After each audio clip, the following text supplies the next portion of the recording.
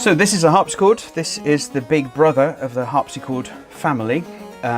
It's got the, for want of a better word, grand piano shape. This has a very elegant double curve on it because this is a copy of a German instrument from 1710. So I've got 3 rows of jacks here.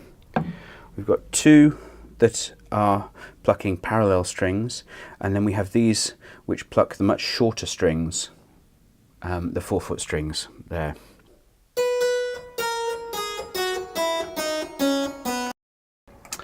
We have 2 keyboards on this particular instrument, and that is so that we can have a bit of tonal contrast between loud and soft. Well, sort of not very loud and a little bit softer, but it does give you a much different effect between things. So we can have a nice, good, crunchy chord down here, and a softer on the upper manual, which just uses less of the quills plucking the string and just 1 set of strings as opposed to 2 down on the bottom.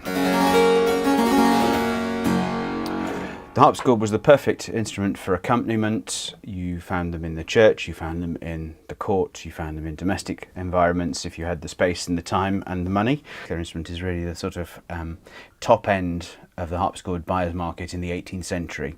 German instruments are different from French instruments, Flemish instruments and English instruments. They all have different flavours of types of sound because each national identity wanted a certain characteristic, and these German instruments are characterised by a very singing tone.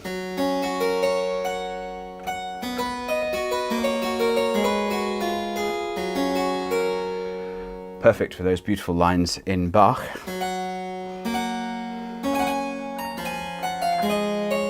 Etc. But they also have quite an Italian characteristic, which is a rather sort of percussive lower end to the sound. They also have great clarity. French instruments tend to be very rich and refined and noble. Flemish instruments, which were the ones that were regarded by most of Europe as the perfect all-round harpsichords, tend to have a nice mixture of all of these, but I've always been attracted to German harpsichords, which is why I've got 2 of them.